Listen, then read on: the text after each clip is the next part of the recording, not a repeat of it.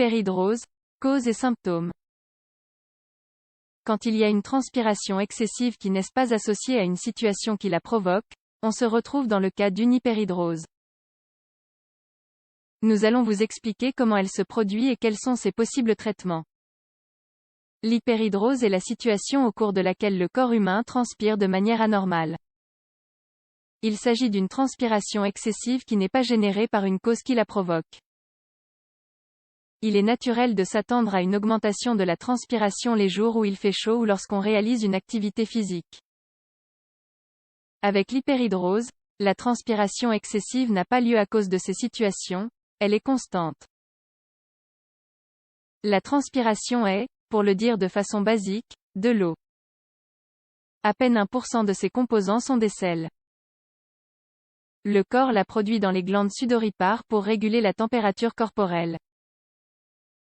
C'est le système nerveux qui ordonne, dans des situations normales, de transpirer plus ou moins. Même si toute la peau transpire, le trouble est plus évident au niveau des mains, des pieds et des aisselles.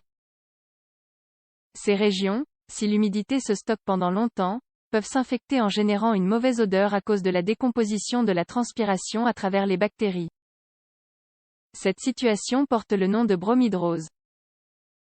On calcule qu'environ 2% de la population mondiale peut être diagnostiquée avec les critères de l'hyperhidrose.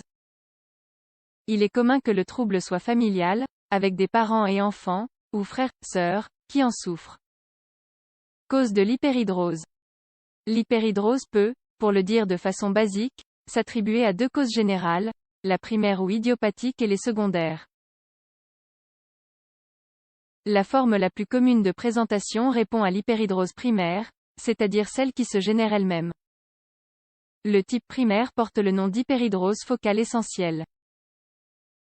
Le problème réside dans les nerfs qui innervent les glandes sudoripares.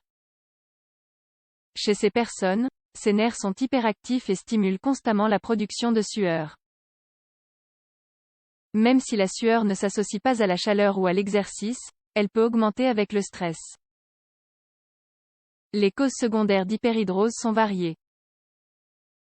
Il s'agit de maladies qui ont, parmi leurs symptômes, une augmentation de la transpiration. Parmi elles, nous retrouvons hyperthyroïdie et hypothyroïdie. Les hormones thyroïdiennes, en tant que régulatrices du métabolisme, peuvent affecter la production de sueur. Diabète. Chez certaines personnes, c'est la transpiration excessive du tronc qui éveille les soupçons sur la possibilité de souffrir de diabète. Maladie ischémique coronaire. Lors des épisodes cardiaques aigus, la transpiration abondante peut se déclencher à cause du stimulus que la douleur génère sur le système nerveux sympathique. Cadres infectieux systémiques, en partie à cause de la fièvre, et en partie à cause de l'accélération du métabolisme lors d'une infection, le moment aigu s'accompagne généralement d'hyperhidrose. Neuropathie, plus spécifiquement, les maladies des nerfs périphériques et du système nerveux sympathique sont capables d'altérer l'innervation des glandes sudoripares. Critères diagnostiques et symptômes. On ne peut pas diagnostiquer comme hyperhidrose n'importe quelle transpiration perçue comme excessive. La communauté médicale a établi certains critères qui permettent de diagnostiquer la pathologie. La première condition inéluctable est que l'on souffre depuis plus de 6 mois de transpiration abondante sans explication directe. En d'autres termes, une transpiration générée sans épisode de chaleur ou de session d'exercice intense. En plus de cette caractéristique, au moins 2 des circonstances suivantes doivent venir s'y ajouter. Impact sur les activités quotidiennes. Apparition de la sueur excessive au moins une fois par semaine. En avoir souffert avant ses 25 ans. Avoir un proche atteint d'hyperhidrose diagnostiqué. Transpirer de façon symétrique, par exemple, les 2 aisselles en même temps.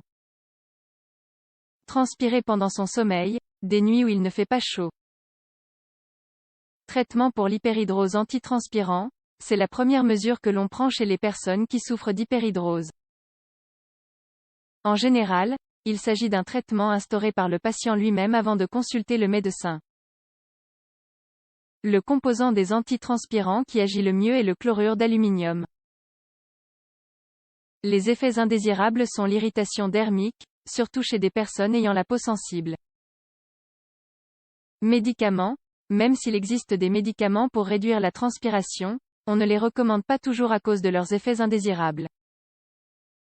Ionophorèse. La base de cette technique est l'électricité. À travers le courant électrique, on parvient à annuler la fonction des glandes sudoripares.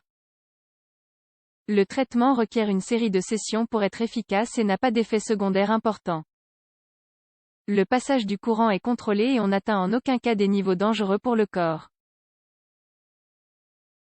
Toxine botulique. La substance s'injecte directement dans la zone la plus affectée par l'hyperhidrose, pour bloquer les nerfs qui déclenchent le stimulus de la transpiration.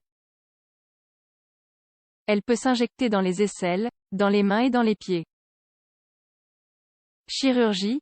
Le procédé chirurgical par excellence pour ceux qui en ont besoin est la sympathectomie thoracique endoscopique. On la réserve pour des cas de très grande gravité où la qualité de vie se retrouve très affectée et où les infections dermiques sont très fréquentes à cause de l'humidité générée. Le procédé consiste à couper un nerf du système nerveux sympathique pour stopper le stimulus des glandes sudoripares.